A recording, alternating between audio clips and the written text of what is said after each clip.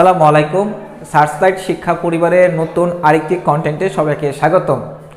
আজকে আমরা কথা বলবো বিশ্ববিদ্যালয় ভর্তি পরীক্ষায় সাধারণ জ্ঞান অংশে ভালো একটি নাম্বার কিভাবে অর্জন করা যায়। পূর্বে আমরা একটি ভিডিওতে বলেছিলাম কিভাবে ঢাকা বিশ্ববিদ্যালয়ে খুব সহজেই 40 থেকে 50% প্রশ্ন তুমি উত্তর করতে পারবা। আজকে আমরা কথা বলবো ওভারঅল সাধারণ জ্ঞান বিষয়টাকে কিভাবে তুমি আয়ত্ত করতে পারো। ইনশাল্লাহ তুমি যদি আজকে আমার কথাগুলো খুব মনোযোগ দিয়ে শোনো, আমি তোমাকে এতটুকু অবয় দিয়ে বলতে পারি ভর্তি পরীক্ষায় তুমি খুব ভালো একটি নাম্বার অর্জন করতে পারবা। লক্ষ্য করো, নাম্বার 1 আমরা বলেছি কি বিগত প্রশ্ন সমাধান। যারা ঢাকা বিশ্ববিদ্যালয়ে ভর্তি পরীক্ষায় অংশগ্রহণ করো, তোমাদের মধ্যে শতকরা 70% স্টুডেন্ট আছে একটা বিষয় ভুল করে থাকে, সেটা হচ্ছে বিগত প্রশ্নগুলো সলভ করে না। তারা ভাবে ঢাকা বিশ্ববিদ্যালয়, এই ঢাকা বিশ্ববিদ্যালয়ে বিগত প্রশ্ন রিপিট করে না, পরীক্ষায় আসে না। যার কারণে তোমরা কি করো, খুব সহজ বিষয়গুলোকে কঠিন বানিয়ে ফেলো। কিভাবে? এত গাদা গাদা বই পড়া শুরু করো। সাপোজ ধরো বাংলা তুমি একটি বই পড়ছো, কিন্তু না, তুমি বাংলায় একটি বইয়ে ফুল কনফিডেন্স তোমার থাকে না। তুমি কি করো, এই বাংলা বই থেকে 10 পৃষ্ঠা পড়লা, তমুক বাংলা বই থেকে তুমি 20 পৃষ্ঠা পড়লা। আবার কিছুদিন পরে তোমার বন্ধু অমুক ভাইয়ের একটা বই পড়ছে, তোমার আরেক বন্ধু অমুক একটা পাবলিকেশনসের বই পড়ছে। তুমি কি করো, তোমার বন্ধু ধরো রহিম বলল, দোস্ত কাদের এই বইটা ভালো, তুই এটা পড়। এখন তুমি খেয়াল করো, তুমি কাদের কি করতেছো, তুমি কাদের তোমার বন্ধু রহিমের কথা শুনে তোমার পঠিত বইটা বাদ দিয়ে ওই বইটা পড়া শুরু করছো। তাহলে ঘটনা কি দাঁড়াচ্ছে, তোমার বইটি তুমি মাত্র পড়লা 20 পৃষ্ঠা, এই পড়াটা বাদ দিয়ে তুমি চলে গেলা নতুন আরেকটা বইয়ের মধ্যে। এইভাবেই কিন্তু তুমি সময়গুলো নষ্ট করছো, ব্রেইনটাকে হ্যাং করে দিচ্ছ। আমি একটা কথা স্টুডেন্টদের সব সময় বলি, ভাই তুমি যে কোনো একটা বই পড়ো, বাংলা বলো, ইংরেজি বলো, সাধারণ জ্ঞান বলো। আমি সাধারণ জ্ঞানের টিচার, সাধারণ জ্ঞান নিয়ে বেশি কথা বলবো। আমি তারপরও যেহেতু ঢাকা বিশ্ববিদ্যালয় থেকে পড়াশোনা কমপ্লিট করেছি, আমাকে কি করতে হয়েছে, বাংলা, ইংরেজি, সাধারণ জ্ঞান পড়তে হয়েছে, তাই তো? তারপরে তো আমি ঢাকা বিশ্ববিদ্যালয় চান্স পেয়েছি, তাই না? ওকে, থ্যাংক ইউ। এখন তুমি খেয়াল করো, সেটা হচ্ছে বাংলা তুমি যে বইটাই পড়ো না কেন তা ভালো করে শেষ করবা। নাম্বার 2, ইংরেজি ক্ষেত্রে সেম একই কথা। সাধারণ জ্ঞানের ক্ষেত্রে ব্যতিক্রম কথা, তুমি একের অধিক বই পড়ার চেষ্টা করবা। কারণ একজন রাইটার, সাপোজ ধরো আমি আলাল সাধারণ জ্ঞানটা যেভাবে লিখবো, অন্য একজন রাইটার ওই সাধারণ জ্ঞানটা ওনার দৃষ্টিতে উনি ওনার মতো করে গুছিয়ে লিখবে। তো এই কারণে সাধারণ জ্ঞান সবসময় 2টা বই পড়ার চেষ্টা করবা। তাহলে তুমি সাধারণ জ্ঞানের ক্ষেত্রে অন্যরকম একটা কনফিডেন্স পাবে ইনশাল্লাহ। নাম্বার 1, বিগত প্রশ্ন সমাধান। বিশ্বাস করো ভাই, আল্লাহর ওয়াস্তে, আমি আবারও বলছি আল্লাহর ওয়াস্তে ভাই, তুমি বিগত প্রশ্নগুলো ভালো করে সলভ করো। তোমাকে আমি কনফিডেন্স দিয়ে বলতে পারি, বিগত প্রশ্নগুলো যদি তুমি সমাধান করো, তুমি ঢাকা বিশ্ববিদ্যালয়ে ভর্তি পরীক্ষা, জাহাঙ্গীরনগর এক্সেপশনাল, জাহাঙ্গীরনগর রিলেটেড কিভাবে সাধারণ জ্ঞানগুলো পড়বে, ইনশাল্লাহ পরের একটি ভিডিওতে আমরা এটা দিয়ে দিব, এবং এটার লিঙ্ক এই ভিডিওর ডেসক্রিপশন বক্সে দেওয়া থাকবে। No tension. রাজশাহী বিশ্ববিদ্যালয়ে আসো, চট্টগ্রাম বিশ্ববিদ্যালয়ে আসো, তুমি খুব সহজে ভালো একটা নাম্বার অর্জন করতে পারবা যদি বিগত প্রশ্ন সমাধান করো। বিগত প্রশ্নগুলো ভাইয়া কোনগুলো সমাধান করব, এই রিলেটেড, অর্থাৎ বিগত প্রশ্নগুলো কিভাবে সমাধান করবে এই রিলেটেড একটা কন্টেন্ট আমি পূর্বে আলোচনা করেছি, এবং এই বিগত প্রশ্ন সমাধান রিলেটেড আমি 12 মিনিটের একটা ভিডিও দিয়েছি। এটার লিঙ্ক ভিডিও ডেসক্রিপশন বক্সে দেওয়া আছে, তোমরা দেখে নিবা। তাহলে আমি বিগত প্রশ্ন নিয়ে কথা আর বলছি না। আমি আবারও বলি ভাই, প্লিজ প্লিজ বিগত প্রশ্নগুলো সমাধান করো। এখন তোমাদের প্রশ্ন আসতে পারে যে ভাইয়া বিগত প্রশ্নগুলো কি আমি ব্যাখ্যা সহকারে মুখস্থ করব? না, বিগত প্রশ্নগুলো ব্যাখ্যা সহ মুখস্থ করার দরকার নেই। তুমি যে কাজটা করবে সেটা হচ্ছে প্রশ্ন উত্তর ভালো করে মুখস্থ করো, প্রশ্ন উত্তরটা মুখস্থ করো। যে কন্টেন্টটাতে তুমি আটকে যাবে ওইখানে তুমি ব্যাখ্যাটা দেখে নাও। ওকে, তাহলে বিগত প্রশ্ন সলভ করলে তুমি ঢাকা বিশ্ববিদ্যালয় সহ যে কোনো পাবলিক বিশ্ববিদ্যালয়ে ইজিলি 40 থেকে 50% প্রশ্ন তুমি ক্যাচ আপ করতে পারবা। ধন্যবাদ। নাম্বার 2 সেটা হচ্ছে সাধারণ জ্ঞান। সাধারণ জ্ঞান কন্টেন্টটা 2 ভাগে বিভক্ত। একটা হচ্ছে তোমার মৌলিক বা বেসিক, নাম্বার 2 হচ্ছে তোমার সাম্প্রতিক। বিশ্ববিদ্যালয় ভর্তি পরীক্ষায় এই মৌলিক এবং সাম্প্রতিক থেকে প্রশ্ন আসে। একমাত্র ঢাকা বিশ্ববিদ্যালয়ে যে কোনো বিশ্ববিদ্যালয় থেকে সবচেয়ে বেশি কি আসে? সাম্প্রতিক থেকে প্রশ্ন হয়। অর্থাৎ কোনো বছর যদি মৌলিক থেকে প্রশ্ন আসে 60%, সাম্প্রতিক থেকে আসবে 40%।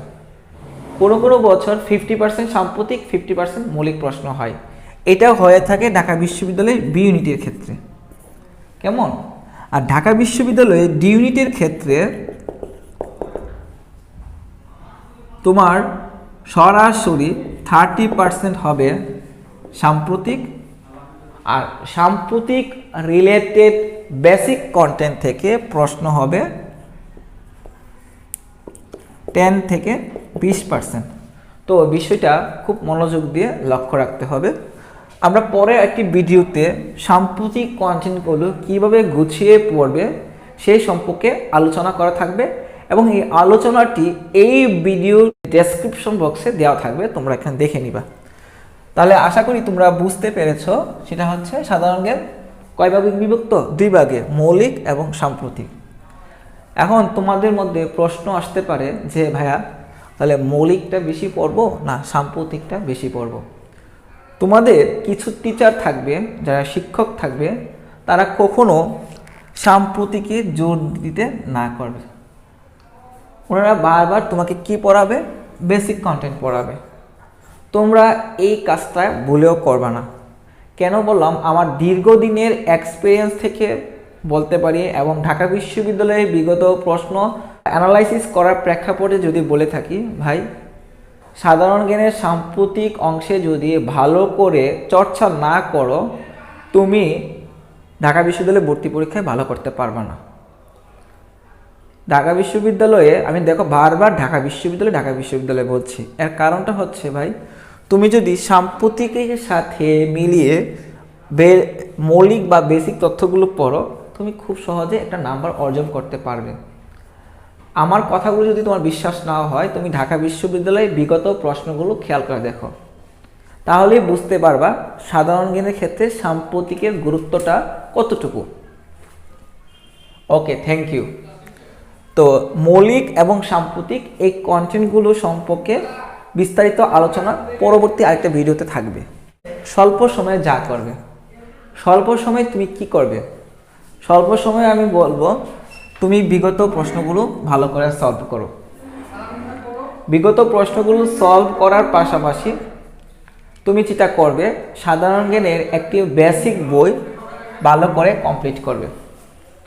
তোমাদেরকে আমি সাজেস্ট করব আমার এই যে আলাস জিকে আওয়ার বইটি তুমি দেখতে পারো, অথবা তোমার কাছে সাধারণ জ্ঞানের যে কোনো একটি বই থাকলে তুমি ওইটাই পড়ো। আর এর সাথে তোমরা আমার এই আলাস জিকে আওয়ার বইটি দেখতে পারো। ইনশাল্লাহ ঢাকা বিশ্ববিদ্যালয় সহ অন্যান্য বিশ্ববিদ্যালয়ে ভর্তি পরীক্ষায় তুমি খুব সহজে ভালো একটি নাম্বার এখান থেকে অর্জন করতে পারবে। বিগত 4 বছর যাবৎ বিভিন্ন বিশ্ববিদ্যালয়ে ভর্তি পরীক্ষায় বেসিক থেকে যে অংশগুলো কমন পড়েছে তার ম্যাক্সিমাম অংশ আমার এই বইটা থেকে কমন পড়েছে। এটা তোমাদেরকে আমি একটা অবৈ দিয়ে বলতে পারি। তোমাদের যদি বিশ্বাস না হয়, ভিডিও ডেসক্রিপশন বক্সে বিগত প্রশ্নগুলোর লিঙ্ক দিয়ে দিব, যে এখান থেকে কীরকম প্রশ্ন কমন পড়েছে তোমরা দেখে নিতে পারো। ঠিক আছে। সাম্প্রতিকের জন্য তোমরা আমার 3টা সাম্প্রতিক বের হয়।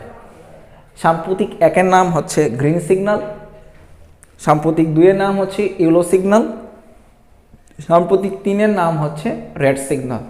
প্রতিটি বইয়ে পৃষ্ঠা থাকে 40 পৃষ্ঠা করে, বইগুলোর মূল্য হচ্ছে 30 টাকা করে। ইনশাল্লাহ তুমি যদি সাম্প্রতিকের জন্য এই 3টা বই পড়ো, আমার বিশ্বাস তোমরা আটকাবে না। বিগত যারা আমার বই পড়ে পরীক্ষা দিয়েছে তারাও হতাশ হয় নাই, ইনশাল্লাহ তোমরা হতাশ হবে না। এখন তোমরা বলতে পারো যে আলাল ভাই ভিডিওতে এসে তার নিজের বইয়ের গুণগান গাওয়া শুরু করেছে, তার বইয়ের মার্কেটিং করা শুরু করেছে। ঠিক আছে ভাই, সমস্যা নেই, তুমি সাধারণ জ্ঞানের সাম্প্রতিক এবং বেসিক যে কোনো একটা বই পড়ে পরীক্ষা হলে যাও। এর পাশাপাশি অ্যাটলিস্ট আমার বইগুলো এক পলক চোখ বুলিয়ে যাবা। তোমাদের কাছে আমার রিকোয়েস্ট থাকবে, আমি তোমাদেরকে এটা কনফিডেন্স সহকারে বলবো, তুমি বইগুলো থেকে খুব ভালো একটা নাম্বার অর্জন করতে পারবা।